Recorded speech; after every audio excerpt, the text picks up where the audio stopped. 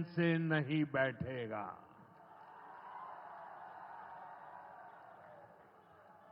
इसी सोच के साथ पिछले 11 साल में 4 करोड़ से अधिक गरीबों को पक्के घर बनाकर दे दिए गए। अकेले हमारे बिहार में 38 लाख से अधिक आवास बनाए गए। गया जिले में भी 2 लाख से अधिक परिवारों को अपना पक्का घर मिला है।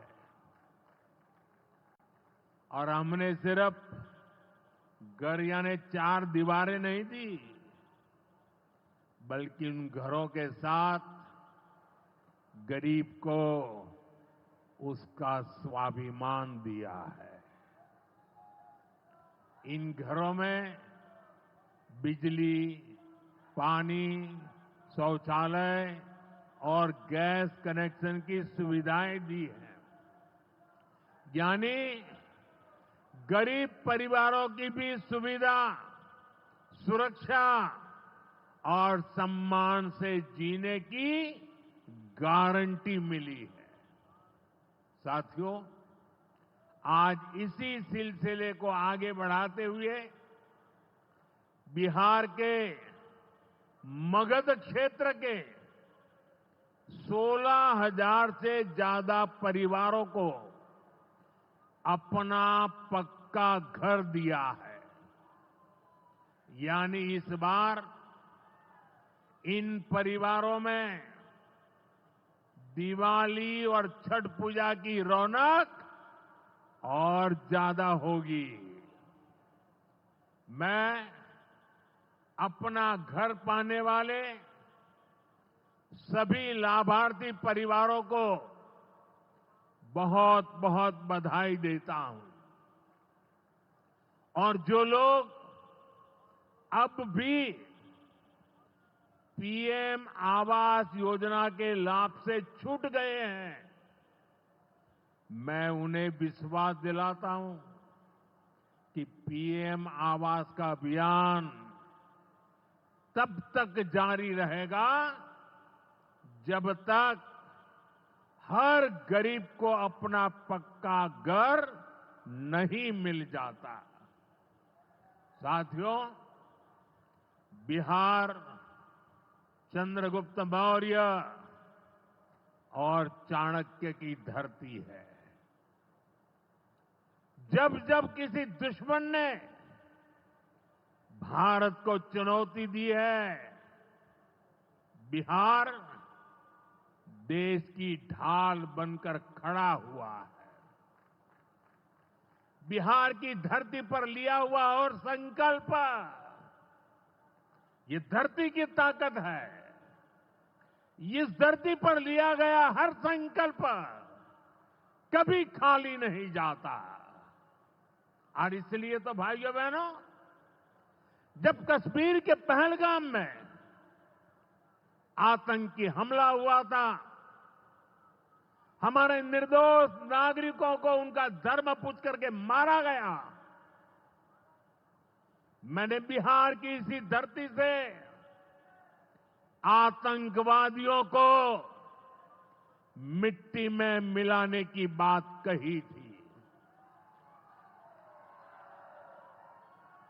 आज दुनिया देख रही है,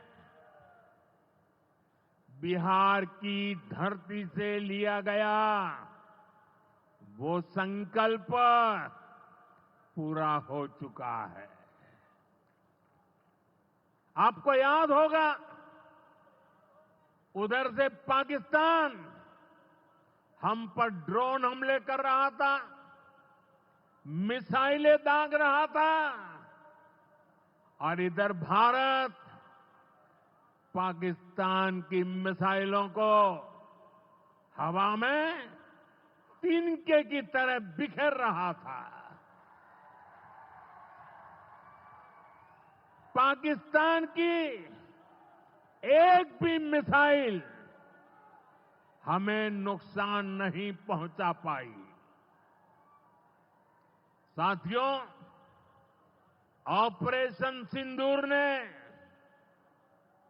भारत की रक्षा नीति की नई लकीर खींच दी है। अब भारत में आतंकवादी भेजकर हमले करा के कोई बच नहीं सकेगा। आतंकवादी चाहे पाताल में क्यों न छिप जाए, भारत की मिसाइलें उन्हें दफन करके रहेगी। साथियों, बिहार का तेज विकास केंद्र की एनडीए सरकार की बहुत बड़ी प्राथमिकता है। इसलिए आज बिहार चौतरफा विकास के रास्ते पर आगे बढ़ रहा है। बीते वर्षों में पुरानी समस्याओं के समाधान तलाशे गए हैं और नई प्रगति के रास्ते भी बनाए गए हैं। आप याद करिए, लालटेन राज में यहां कैसी दुर्दशा थी। लालटेन राज में एक क्षेत्र लाल आतंक से जकड़ा हुआ था। माओवादियों की वजह से शाम के बाद कहीं आना जाना मुश्किल था। गया जी जैसे शहर लालटेन राज में अंधेरे में डूबे रहते थे। हजारों गांव ऐसे थे जहां बिजली के खंभे तक नहीं पहुंचे थे। लालटेन वालों ने पूरे बिहार के भविष्य को अंधेरे में धकेल दिया था। न शिक्षा थी, न रोजगार था। बिहार की कितनी पीढ़ियों को इन लोगों ने बिहार से पलायन के लिए मजबूर कर दिया था। साथियों, बिहार के लोगों को आरजेडी और उनके साथी सिर्फ अपना वोट बैंक मानते हैं। उन्हें गरीब के सुख दुख, गरीब के मान सम्मान से कोई मतलब नहीं है। आपको याद होगा, कांग्रेस के एक मुख्यमंत्री ने मंच से कह दिया था कि अपने राज्य में बिहार के लोगों को घुसने नहीं देंगे। बिहार के लोगों से कांग्रेस की इतनी नफरत, बिहार के लोगों के प्रति इतनी घृणा,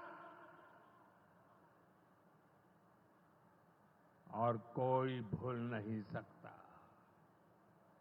कांग्रेस का बिहार के लोगों के प्रति यार जो दुर्व्यवहार देखने के बाद भी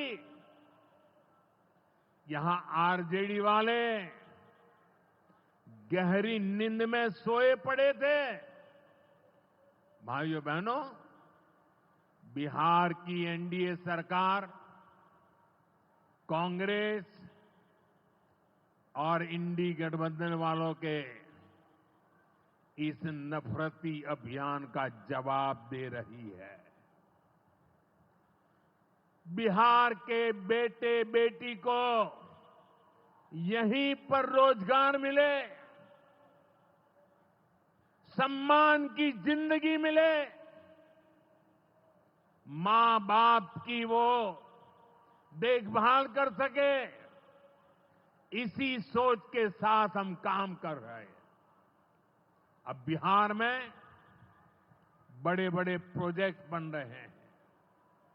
गया जी जिले के डोभी में बिहार का सबसे बड़ा इंडस्ट्रियल एरिया तैयार हो रहा है। गया जी में एक टेक्नोलॉजी सेंटर की स्थापना भी की जा रही है। आज ही यहां बक्सर थर्मल प्लांट का, पावर प्लांट का शुभारंभ भी हुआ है। कुछ ही महीने पहले मैंने औरंगाबाद में भी Navinagar super thermal power project की आधारशिला रखी थी। भागलपुर के पीरपैंती में भी नया थर्मल पावर प्लांट बनेगा। इस पावर प्लांट से बिहार में बिजली की आपूर्ति बढ़ेगी। और आप सब जानते हैं, जब बिजली उत्पादन बढ़ता है तो क्या होता है? घरों में बिजली की सप्लाई बढ़ती है और उद्योगों को भी ज्यादा से ज्यादा बिजली मिलती है और इससे भी रोजगार के नए मौके बनते हैं। साथियों, बिहार के युवाओं को पक्की सरकारी नौकरी देने के लिए नीतीश जी ने बड़ा अभियान चलाया हुआ है। ये नीतीश जी हैं, तभी यहां शिक्षकों की भर्ती भी पूरी पारदर्शिता से हुई। साथियों, यहां के नौजवानों को ज्यादा से ज्यादा संख्या में बिहार में ही रोजगार मिले, उन्हें नौकरी के लिए पलायन न करना पड़े, इसमें केंद्र सरकार की एक नई योजना से भी बहुत बड़ी मदद मिलने वाली है। अभी पिछले सप्ताह इस 15 अगस्त से ही देश भर में प्रधानमंत्री विकसित भारत रोजगार योजना लागू हुई है।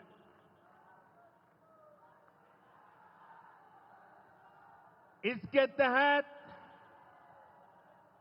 हमारे युवा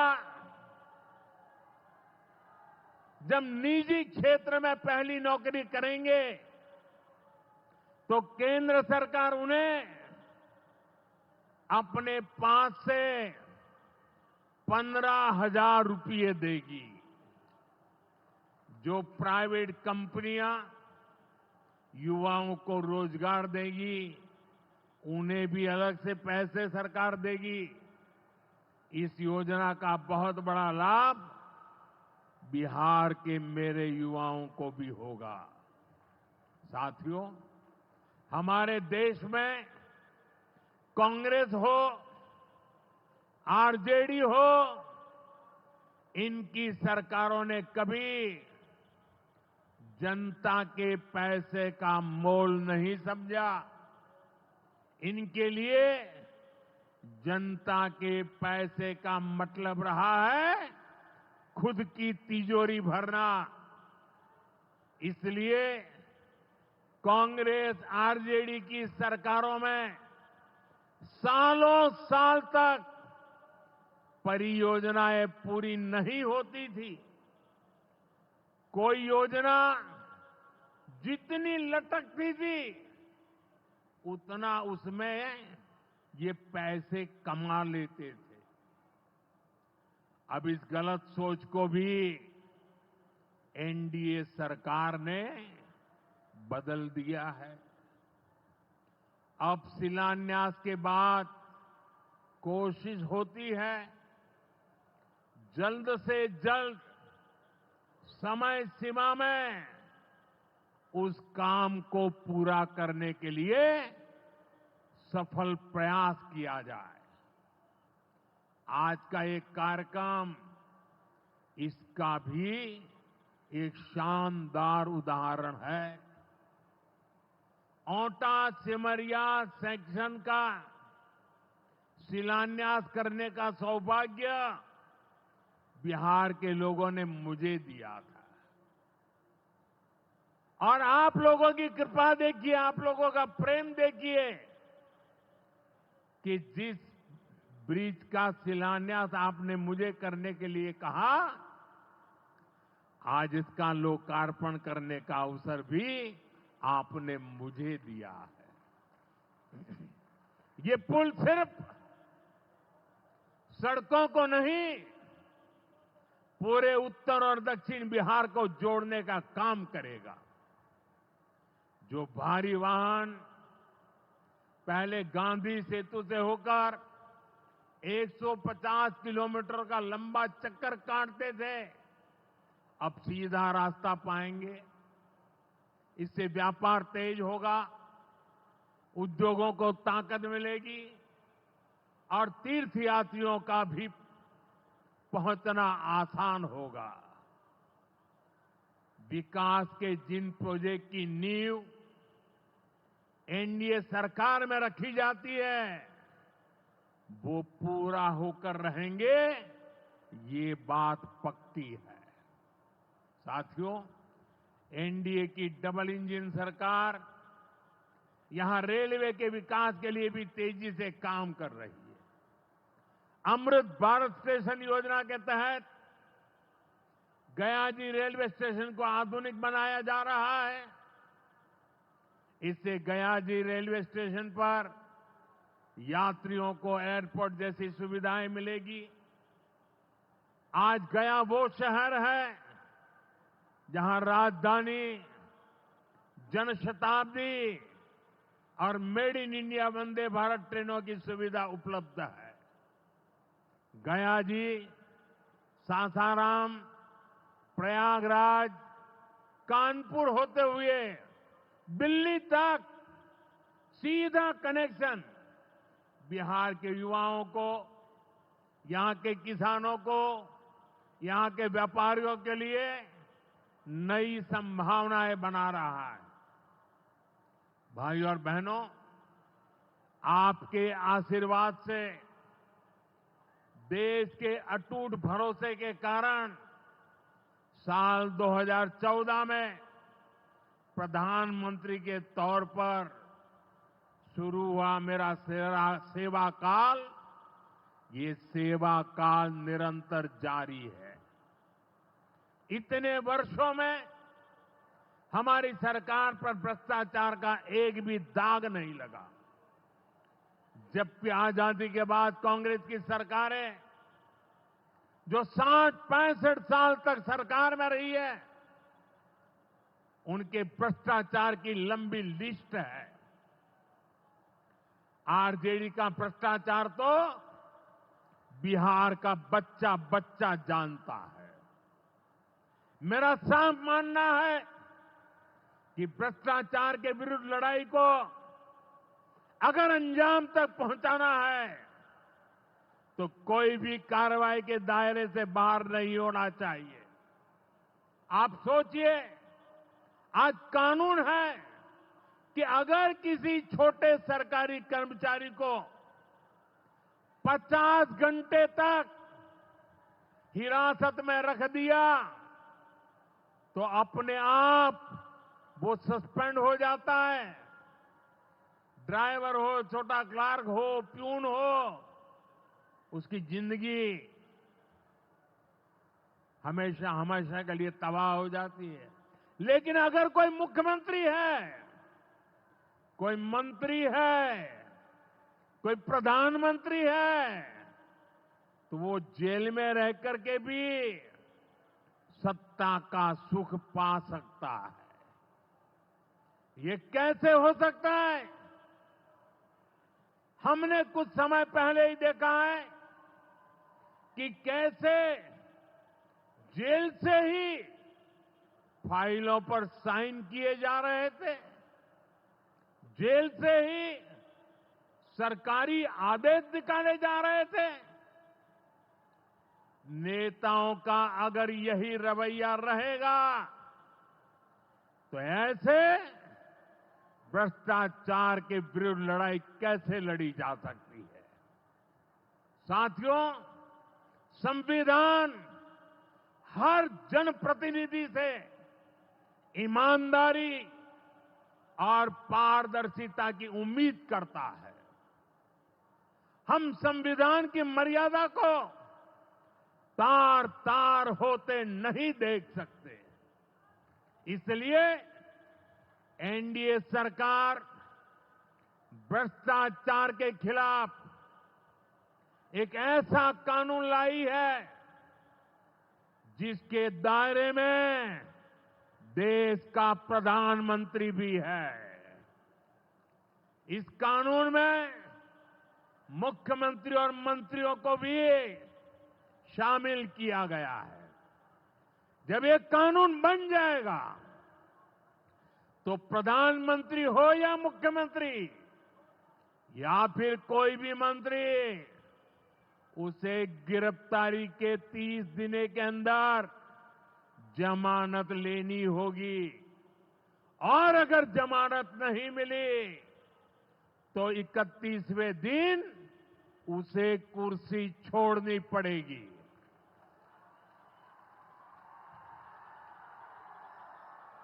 आप कहिए भाइयों, जो जेल जाए उसने कुर्सी छोड़नी चाहिए कि नहीं छोड़नी चाहिए? क्या वो कुर्सी पर बैठे रह सकता है क्या? क्या वो सरकारी फाइलों पे साइन कर सकता है क्या? क्या जेल में से कोई सरकार चला सकता है क्या? और इसलिए ऐसा सख्त कानून बनाने की तरफ हम आगे बढ़ रहे हैं। लेकिन साथियों, ये आरजेडी वाले, ये कांग्रेस वाले, ये लेफ्ट वाले इस कानून का विरोध कर रहे हैं। ये बहुत गुस्से में है और कौन नहीं जानता उनको किस बात का डर है। जिसने पाप किया होता है वो अपने पाप को दूसरों से छुपाता है, लेकिन खुद को भीतर से जानता है कि क्या खेल खेला है। इन सब का भी यही हिसाब है। ये आरजेडी और कांग्रेस वाले कोई बेल पर बाहर है, कोई रेल के खेल में अदालत के चक्कर लगा रहा है और जो जमानत पे बाहर घूम रहे हैं भी आज इस कानून का विरोध कर रहे हैं।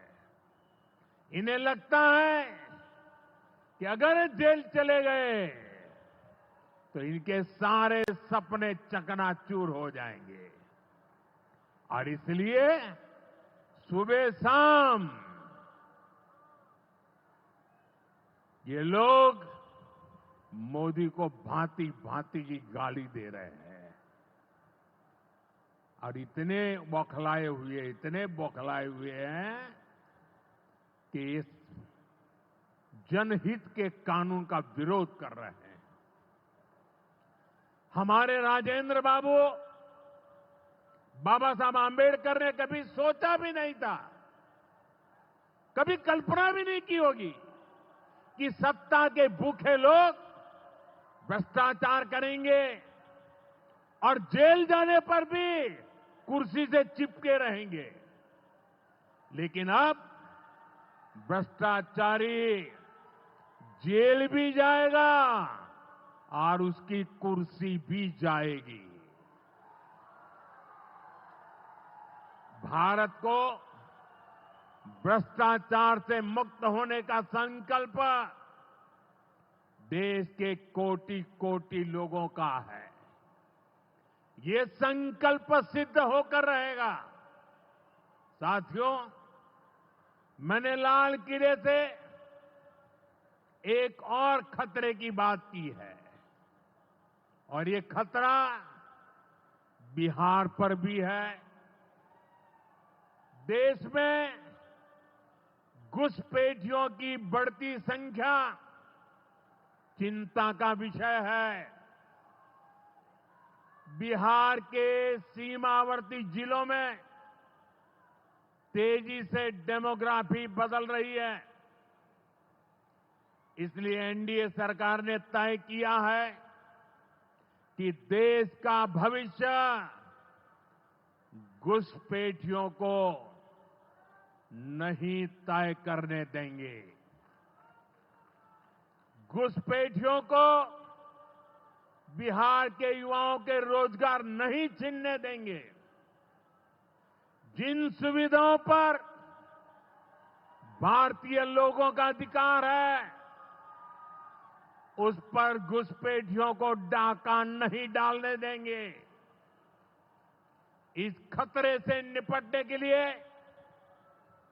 मैंने डेमोग्राफी मिशन शुरू करने की बात कही है।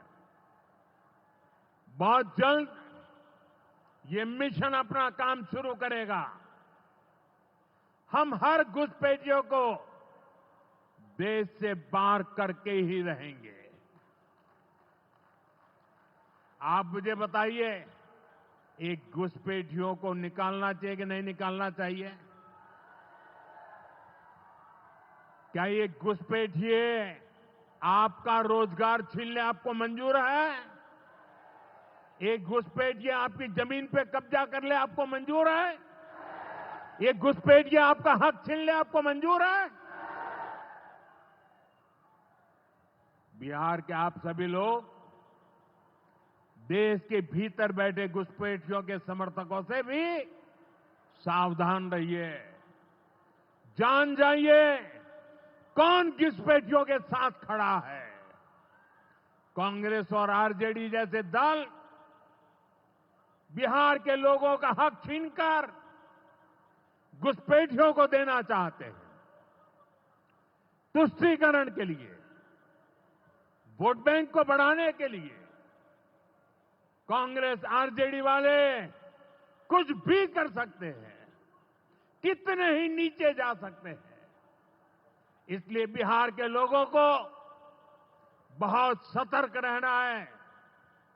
साथियों, हमें हमारे बिहार को कांग्रेस आरजेडी की बुरी नजर से बचाकर रखना है। बिहार के लिए ये समय बहुत अहम है। बिहार के युवाओं के सपने पूरे हो, बिहार के लोगों की आकांक्षाओं को नई उड़ान मिले, इसके लिए केंद्र सरकार और नीतीश जी के साथ हम कंधे से कंधा मिलाकर बिहार के कल्याण के लिए काम कर रहे हैं। बिहार में विकास की गति बनी रहे, इसके लिए डबल इंजन की सरकार लगातार मेहनत कर रही है। आज के विकास प्रोजेक्ट इसी दिशा में महत्वपूर्ण कदम है। मैं एक बार फिर इन परियोजनाओं के लिए बिहार को बहुत बहुत बधाई देता हूं। मेरे साथ बोलिए, भारत माता की, भारत माता की, भारत माता की। बहुत बहुत धन्यवाद।